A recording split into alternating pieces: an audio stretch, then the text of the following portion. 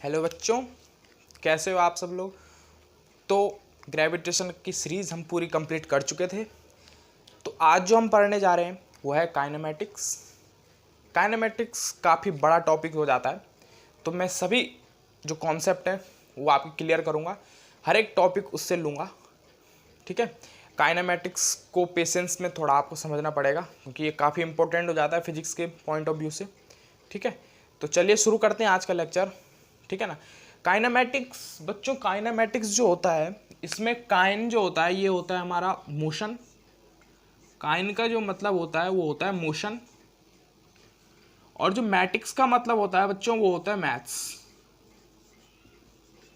तो इसका मतलब क्या हुआ कि जो मोशन करते टाइम जो हम मैथ्स यूज करें वो हमारा काइनेमेटिक्स हो जाता है। ठीक है ना। यानी मोशन हम कर रहे हैं स्ट्रेट लाइन, वो तो बात की बात है कि इसके पार्ट्स डिवाइड हो जाते हैं कि किस तरीके से हम मोशन करेंगे, लेकिन मेन जो काइनेमेटिक्स जो है हमारा, इसमें दो सीरीज हम मेन देखेंगे इस 11th क्लास में। इसमें हम देखेंगे बच्चों एक motion in a straight line, या मोशन जो हम अभी कभी कवर करेंगे इसमें motion in a straight line,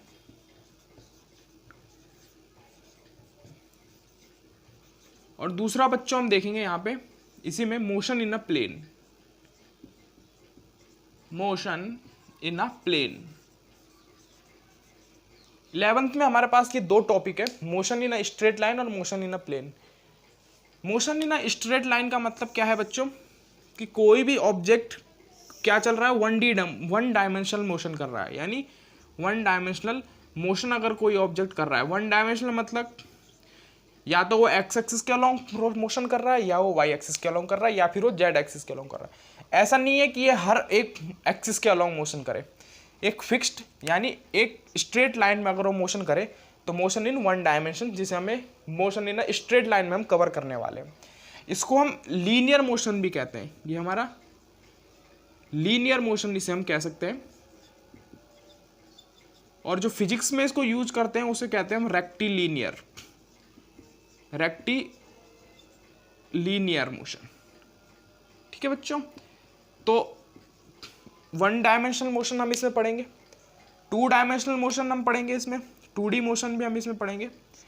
2D motion यानी जैसे कोई सर्किल हो गया, ये कोई सर्किल हो गया, ये वाई एक्सिस के अलोंग भी मोशन है और एक्स एक्सिस के अलोंग भी मोशन है। ठीक।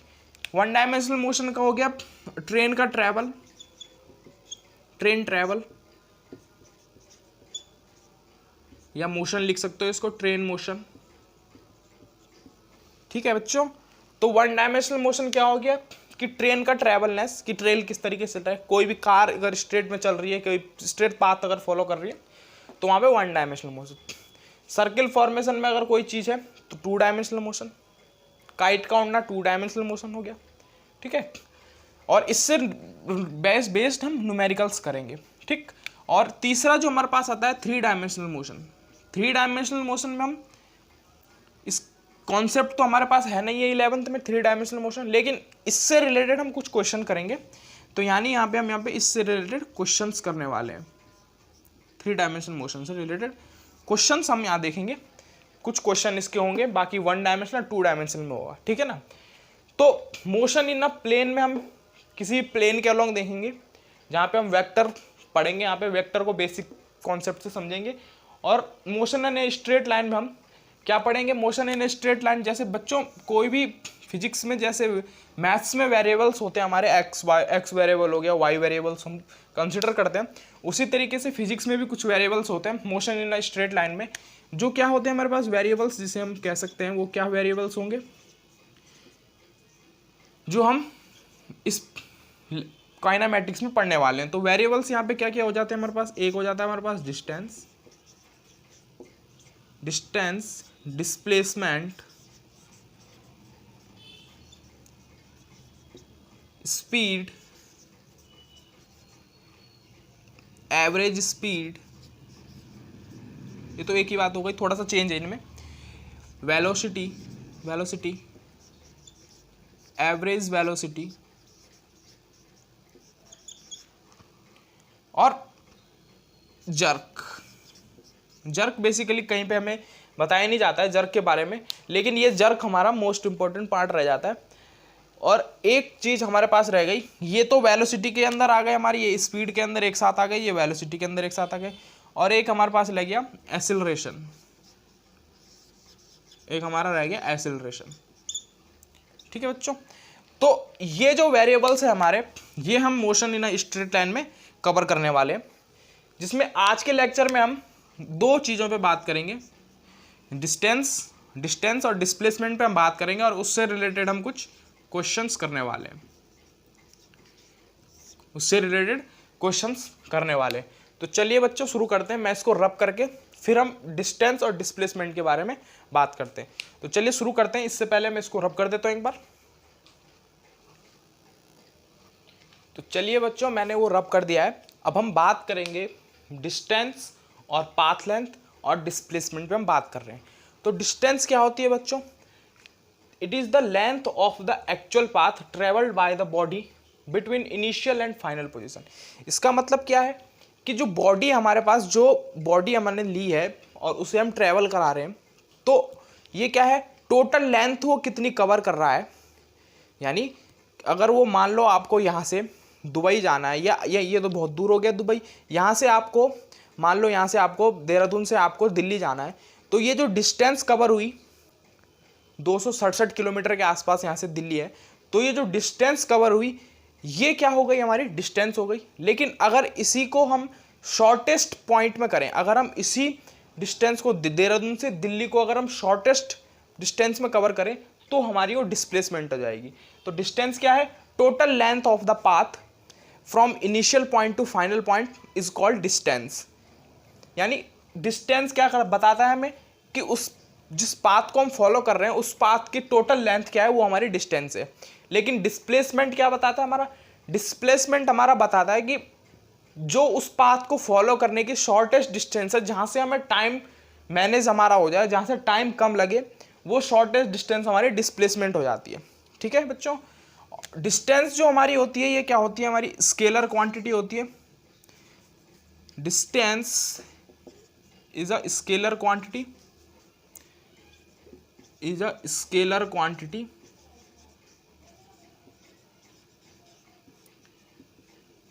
because it has only magnitude, it has only magnitude, no direction। Direction इसकी कुछ भी हो सकती है ना, डायरेक्शन तो ये कोई भी फॉलो कर सकता है, लेकिन जनरली इसके पास क्या है, हमारे पास इसके पास ओनली मैग्नीट्यूड है, डायरेक्शन इसके पास नहीं है, क्योंकि डायरेक्शन कई हो सकती है, इसकी डायरेक्शन एक ही रहेगी। लेकिन यहाँ पे क्या है, डिस्प्लेसमेंट में जो डिस्प्लेसमेंट है हमारा, displacement is a vector quantity, displacement is a vector quantity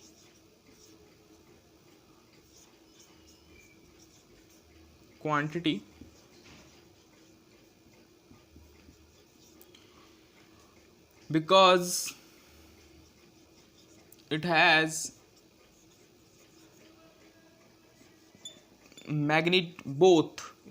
both magnitude and direction. ठीक है, तो स्ट्रेस मत लो यहाँ पे कि वेक्टर क्वांटिटी और स्केलर क्वांटिटी क्या होगी। जब हम आगे मोशन इन अ प्लेन पढ़ेंगे तो उसमें हम पूरे तरीके से डिटेल में वेक्टर क्वांटिटी को समझेंगे और स्केलर क्वांटिटी को समझेंगे कि स्केलर और वेक्टर होता क्या है। जनरली ये ध्यान रखिए, आपकी जो डिस्टेंस है वो स्केलर क्वांटिटी है और उसके पास केवल मैग्नीट्यूड होता है, यानी उसके पास कुछ क्वांटिटी होती है। मैग्नीट्यूड का मतलब क्वांटिटी होना, यानी 2 किलोमीटर चला तो ये क्वांटिटी हो गई, लेकिन ये डायरेक्शन नहीं है, मैं पता किस डायरेक्शन में चला। ठीक है ना, तो ये डायरेक्शन हमें नहीं है यहाँ पे। तो मैग्नीट्यूड का मतलब है केवल क्वांटिटी का पता होना कि ये 2 किलोमीटर चला, ये 4 किलोमीटर चला, ये क्वांटिटी होगा, ये मैग्नीट्यूड हो गया। लेकिन डिस्प्लेसमेंट क्या है, वेक्टर क्वांटिटी, इसमें हमें मैग्नीट्यूड के साथ साथ डायरेक्शन भी पता है। मैग्नीट्यूड का मतलब कोई आदमी या फिर कोई सरिता 2 किलोमीटर ईस्ट की ओर चली, तो यहाँ पे ईस्ट की आ गई, डायरेक्शन आ गई। या सरिता 2 किलोमीटर नॉर्थ ईस्ट के तरफ चली, तो ये डायरेक्शन भी आ गया और मैग्नीट्यूड भी आ गया यहाँ पे, है ना। तो यहाँ पे क्या हो गया, डिस्प्लेसमेंट होगा। यहाँ पे क्या हो, डिस्प्लेसमेंट का मतलब क्या है, जहाँ डायरेक्शन भी साथ में दी हो और मैग्नीट्यूड हो तो वहाँ पे वेक्टर क्वांटिटी होती है। लेकिन यहाँ पे डिस्प्लेसमेंट में क्या है, केवल क्वांटिटी, मैग्नीट्यूड तो है कि भाई 2 किलोमीटर चली, लेकिन हमें ये पता नहीं किस डायरेक्शन में चली। तो ये क्या हो गया, हमारा डिस्टेंस हो गई, ठीक है। डिस्टेंस की जो एसआई यूनिट होती है, ये तो आप सब जानते हैं, ये छोटी मोटी बातें हैं। एसआई यूनिट क्या होती है हमारी डिस्टेंस की, एसआई यूनिट होती है हमारी मीटर। एम से रिप्रेजेंट करते हैं इसको, स्मॉल एम से, ठीक है। और सीजीएस यूनिट इसकी जो रहती है, सीजीएस यूनिट इसकी रहती है सेंटीमीटर, इसे हम सीएम से डिनोट करते हैं। सेम केस यहाँ पे है, यहाँ पे एसआई यूनिट भी इसकी यही रह जाएगी, मीटर, और सीजीएस यूनिट जो इसकी रह जाएगी वो हो जाएगी सेंटीमीटर, ठीक है। और एक बात, एक इंपॉर्टेंट बात क्या है इसमें, कि जो डिस्टेंस है हमारी, ये हमेशा क्या होगी, जीरो हो सकती है या फिर पॉजिटिव हो सकती है, ये निगेटिव कभी नहीं हो सकती। डिस्टेंस कभी भी निगेटिव नहीं हो सकती है, डिस्टेंस क्या कभी भी नेगेटिव नहीं हो सकती है। तो यहां लिख सकते हैं हम, यहां क्या लिखेंगे हम, डिस्टेंस ऑलवेज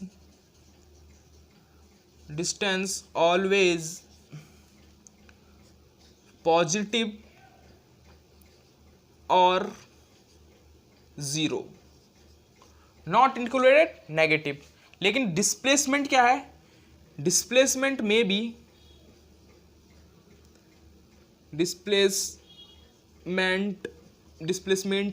भी पॉजिटिव, निगेटिव एंड जीरो, कुछ भी हो सकता है ये। अब ऐसा क्यों, इसको जरा समझाते हैं हम कि ऐसा क्यों है। तो आप इसे नोट कर लीजिए, फिर मैं इन 2 पॉइंटों को कवर करता हूं आपका। नोट कर लीजिए आप फटाफट से, चलिए नोट कर लीजिए, फिर मैं इसको रब करता हूं। चलिए मैं रब कर देता हूं। तो डिस्टेंस क्या हुई हमारी, टोटल पाथ लेंथ जो वो कवर कर रहा है वो हमारी डिस्टेंस हो गई। लेकिन डिस्प्लेसमेंट क्या है, उसी पाथ को कवर करने के लिए, उसी पॉइंट तक पहुंचने के लिए जो वो जो शॉर्टेस्ट डिस्टेंस को कवर करेगा वो हमारा क्या कहलाएगा, डिस्प्लेसमेंट हमारा कहलाने वाला है। तो चलिए एक बार इसको हम एग्जांपल के थ्रू समझते हैं, उसमें ये पॉइंट भी कवर हो जाएगा हमारा। मान लो ये कोई ए पॉइंट है और ये हमारा बी पॉइंट है, ठीक। इस ए पॉइंट से इस बी पॉइंट तक जाने के लिए पाथ 1 एक ये है, दिस इज द पाथ 1, ठीक। दूसरा पाथ इसके लिए ये है, ये हमारा पाथ 2 हो गया।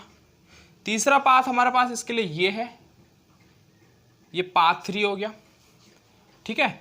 और चौथा पाथ हमारे लिए ये है कि हम पूरा घूम के आए, ये हमारे पास 4th पार्ट हो गया।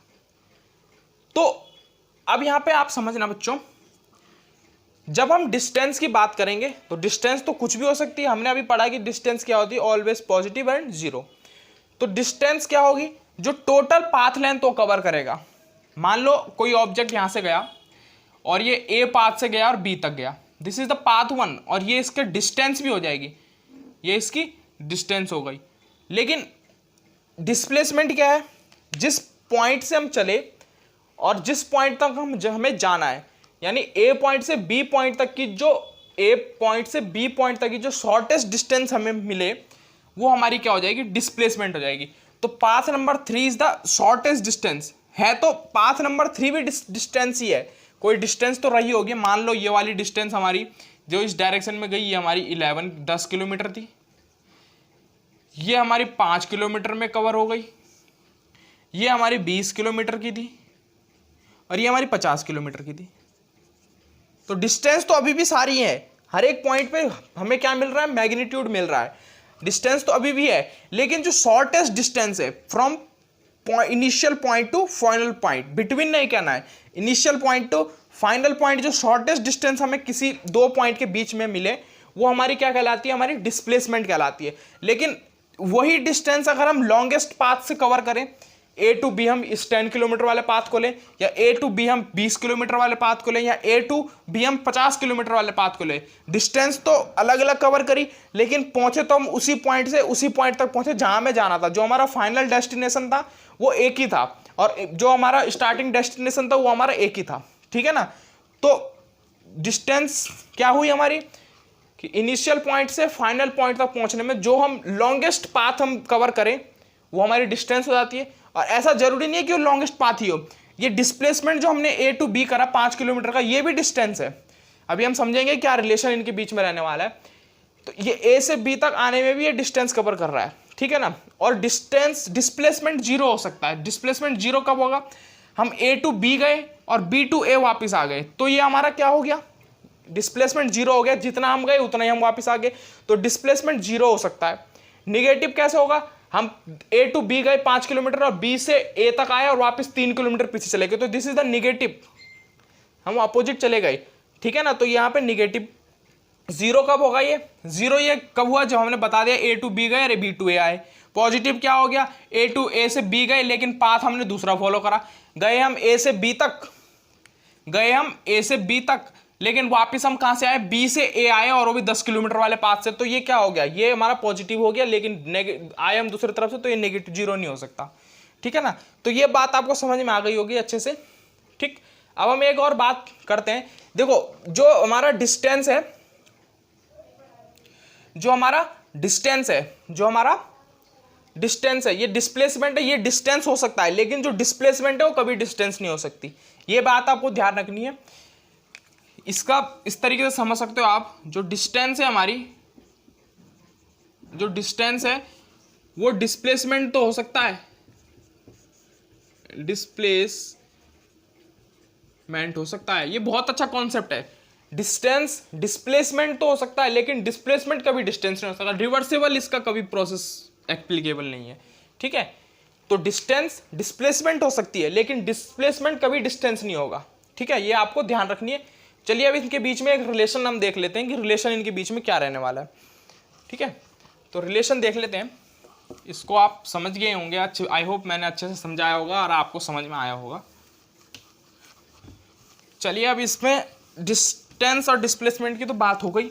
अब यहाँ पे इनके बीच में रिलेशन, एक बात और कर लेते हैं। Relation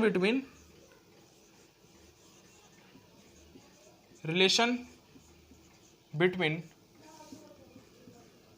distance and displacement.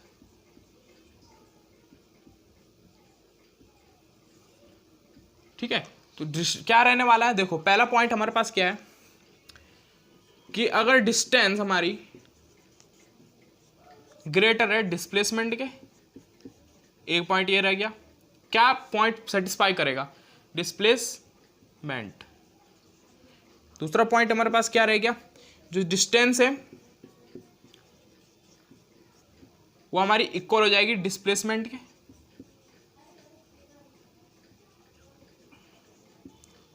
तीसरा पॉइंट क्या हो जाएगा, जो डिस्टेंस है हमारी वो ग्रेटर और इक्वल टू हमारी डिस्प्लेसमेंट के।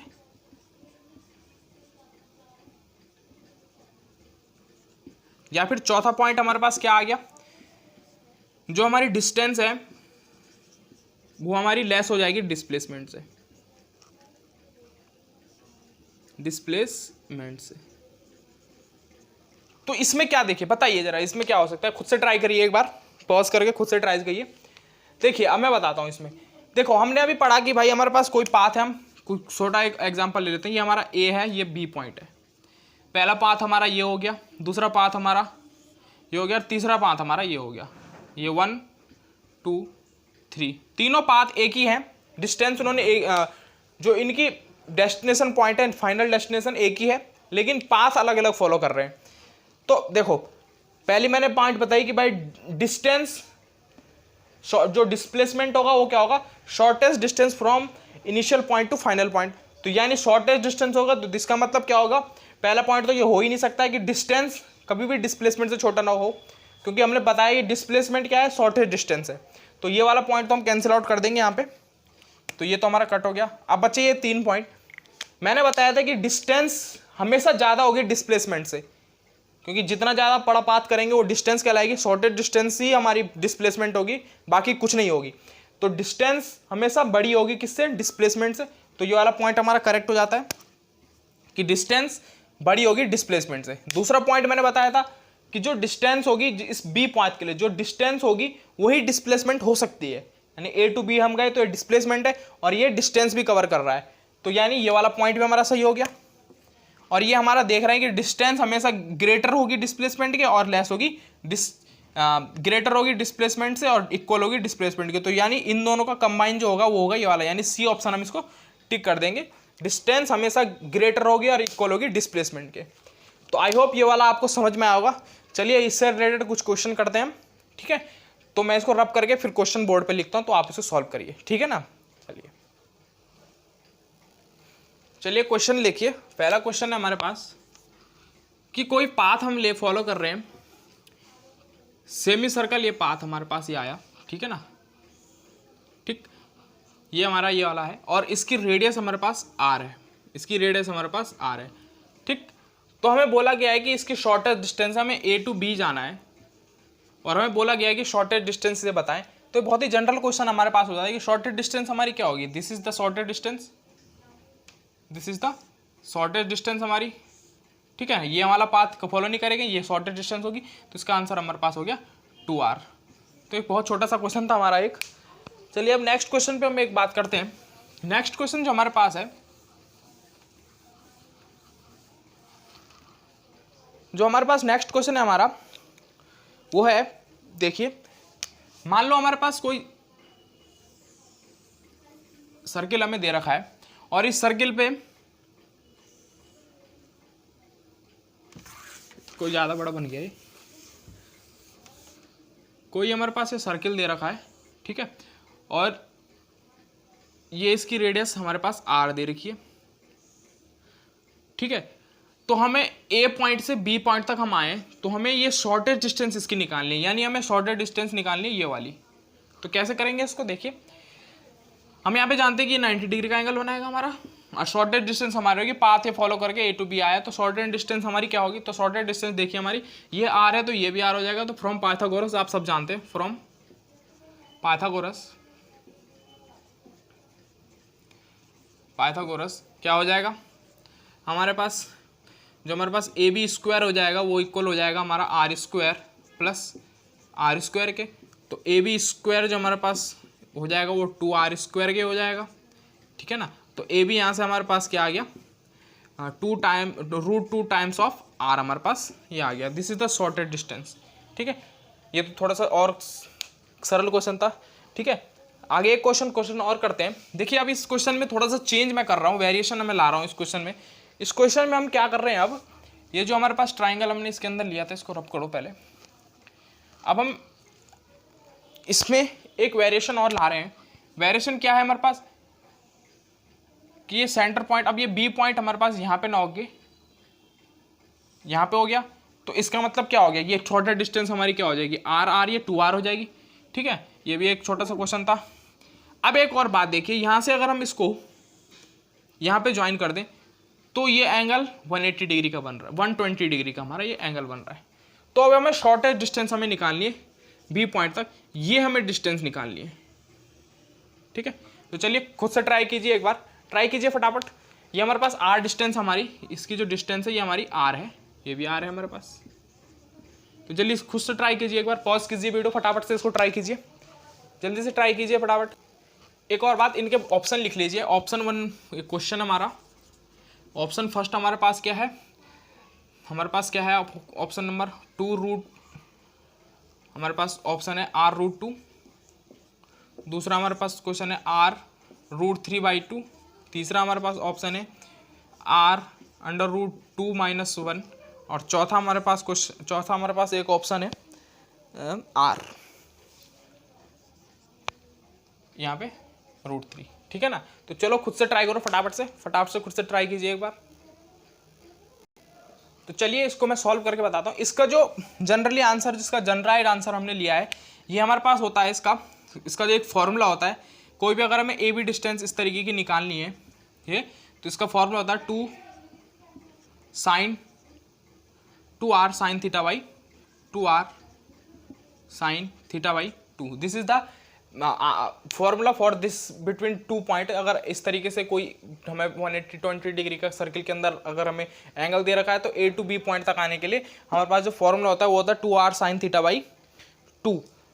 तो इस हिसाब से इसका आंसर क्या होने वाला है, 2r हमारे पास ये हो जाएगा और साइन थीटा यानी साइन 60 डिग्री यहाँ पे होने वाला है। तो साइन 60 हमारे पास क्या होता है √3/2, तो 2r इंटू √3/2, √3/2 तो ये कट जाएगा यहाँ से, देखता r√3, इसका आंसर हो जाएगा r√3 AB।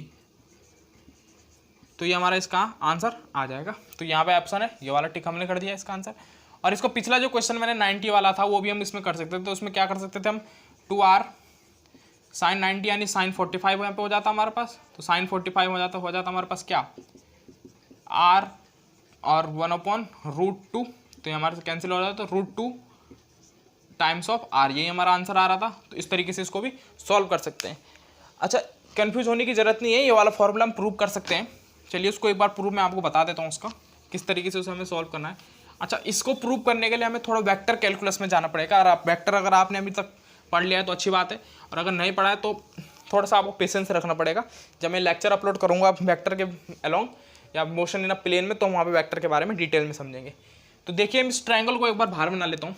तो ट्रायंगल कुछ इस तरीके से है कि ये देखिए, ये एक डायरेक्शन ये हो गई, एक डायरेक्शन, हम इसको क्या मान लेते हैं, देखिए ये एक हमारा एक चीज़ ये हो गई, ये हमारे पास दूसरा हो गया। तो देखिए इस वेक्टर की डायरेक्शन हमारे पास ये है, सेंटर से टुवर्ड सेंटर, ये डायरेक्शन ये हो गई। This is the r1 vector, हम इसको r2 वेक्टर इसका नाम हमने लिख दिया। और ये this is the r2 vector, r1 vector, ये हमारे पास r1 वेक्टर हो गया, ठीक है। और ये हमारे पास एक डायरेक्शन a टू b हमें आना है, तो ये हमारे पास एक डायरेक्शन ये हो गई वेक्टर की।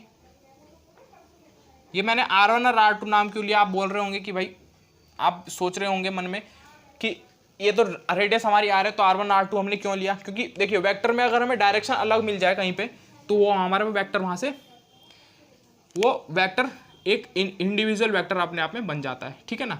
तो यहाँ पे ये हमारे पास यहाँ से हो गया है, ठीक है। अब देखिए हमने एक उसमें वेक्टर में एक लॉ है कि भाई अगर किसी भी, जो हमारे पास क्या लॉ है, जो हमारे पास वेक्टर है, इस वेक्टर किसी दूसरे की टेल से अगर जुड़ा हुआ हो, यानी ये हमारे पास वेक्टर डायरेक्शन r1 वेक्टर, जो A B resultant A B जो वेक्टर है, ए बी वेक्टर जो हमारे पास है, इसकी टेल से लगा हुआ है, ठीक है ना। और इसका जो हेड है वो किसके हेड से लगा हुआ है। अच्छा, इसको इस तरीके से समझो आप, ये हमारे पास r1 वेक्टर हमारे पास ये हो गया r1 वेक्टर, और इसके r1 वेक्टर की डायरेक्शन ये है, और इस r1 वेक्टर के हेड से एक हमारे पास क्या, कौन सा वेक्टर, ए बी वेक्टर जुड़ा हुआ है, ये हमारा ए बी वेक्टर हो गया, ठीक है ना। तो ये हमारे पास अगर ऐसी कंडीशन बने कि भाई कोई एक वेक्टर दूसरे के टेल से लगा हुआ हो, तो उनका रिजल्टेंट वेक्टर क्या बनता है, जो वेक्टर किसी दूसरे वेक्टर के टेल से लगा हुआ है उसके टेल का उस रिजल्टेंट उस वेक्टर के साथ हेड के साथ कंपोनेंट निकल जाता है। तो ये हमारा यहाँ पे से क्या हो गया, ये हमारा रिजल्टेंट वेक्टर हो गया। तो यहाँ से क्या हो गया, हमारे पास जो r1 वेक्टर हमारे पास है वो प्लस हो जाएगा हमारा ए बी वेक्टर के साथ, और इन दोनों का जो रिजल्टेंट हमारे पास बन रहा है वो बन रहा है r2 वेक्टर। ये हमारा पास हो गया r2 वेक्टर, ये हमने लिया r2 वेक्टर, क्योंकि देखो r2 वेक्टर का हेड ए बी वेक्टर के हेड से जुड़ रहा है, और ए बी वेक्टर के टेल r1 वेक्टर के टेल से जुड़ रही है, और इन दोनों की r1 और r2 का टेल आपस में मिल रही है। तो अगर ऐसी सिचुएशन बने, r1 का हेड किसी अनदर वेक्टर के, कोई भी अनदर वेक्टर का हेड किसी अनदर वेक्टर के टेल से अगर जुड़ता है, तो उसकी टेल और उस अनदर वेक्टर का हेड आपस में मिलाने पे उनका रिजल्टेंट बनता है, ठीक है ना। अभी आप समझोगे वेक्टर में जब हम वेक्टर पढ़ाएंगे आपको। तो यहाँ से क्या हो गया हमारे पास, जो हमें ए बी वेक्टर निकालना था, तो ए बी वेक्टर जो हमारे पास आ गया वो आ गया r2 vector minus r1 vector, ठीक है। यहाँ से r1 A B vector equal to r2 minus r1 vector, यहाँ से ये हमारे पास हो गया। तो अब डिफरेंस क्या निकलता है हमारा r2 माइनस r1 वेक्टर का, ये हमारे पास निकलता है mod of A B vector equal to हमारा यहाँ पे से क्या हो जाएगा, अंडर रूट R2 वेक्टर का whole square plus R1 vector का whole square minus 2R1 R2 cos theta. ठीक है, चलिए यहाँ तक यहाँ पे समझ में आ चुका होगा आपको। अब यहाँ से देखिए इसको क्या करना है, R1 R2 की वैल्यू हमारे पास क्या है R1, तो ये आर स्क्वायर हो जाएगा हमारे पास, ये भी हमारे पास आर स्क्वायर हो जाएगा क्योंकि डिस्टेंस हमारे वेक्टर की वैल्यू R दे रखी है। और यहाँ से 2R स्क्वायर कॉस थीटा। ठीक है ना, तो यहाँ से क्या हो जाएगा हमारे पास, यहाँ से हमारे पास क्या हो जाएगा, ये यहाँ से हम क्या ले लेंगे, 2R स्क्वायर कॉमन ले लेंगे, तो यहाँ से अंडर रूट में क्या बचेगा, ये बचेगा 2R square 1 minus cos theta, 1 minus cos theta.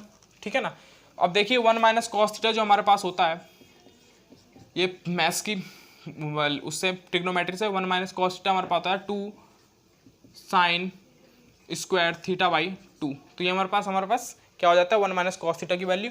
तो यहाँ से इसको इसमें पुट कर देंगे, तो यहाँ से क्या हो जाएगा, ए बी जो वेक्टर हमारे पास रिजल्टेंट हमारे पास क्या निकल के आएगा, वो क्या आएगा, ये हमारे पास देखिए हाँ 2R स्क्वायर, और देखिए यहाँ से क्या हो जाएगा, ये हमारे पास under root of 2R square dot 2 sine square theta by 2। तो यहाँ से हमारे पास क्या आएगा, 2 भी 2 बार है, R स्क्वायर भी 2 बार है, तो ये साइन भी बार है, तो ये आ जाएगा 2R साइन थीटा बाई 2। तो ये हमारे पास ए बी की जो वैल्यू आई, ए बी वैक्टर की, ए बी डिस्टेंस की क्या आ गई 2R साइन थीटा बाई 2। तो ये हमारा प्रूफ था, इसको वेक्टर के हेल्प से हमने करा। डरने की बात नहीं है, जब मैं वेक्टर शुरू करूंगा तो आपको उसमें अच्छे से समझ में आने वाला है। अगर आपने पढ़ रखा है वेक्टर तो बहुत अच्छी बात है, आप ये समझ गए होंगे अच्छे से। ठीक है ना, चलिए तो आज हमने ये क्वेश्चन और करे, एक क्वेश्चन और हम इसका लेते हैं, उसके बाद हम लेक्चर को फिनिश करते हैं। चलिए मैंने और रब करके एक क्वेश्चन यहाँ पे लिख दिया। क्वेश्चन कह रहा है कि wheel of a radius R is rolling on the road, what will be the displacement of a point P in the half rotation of the wheel on the road.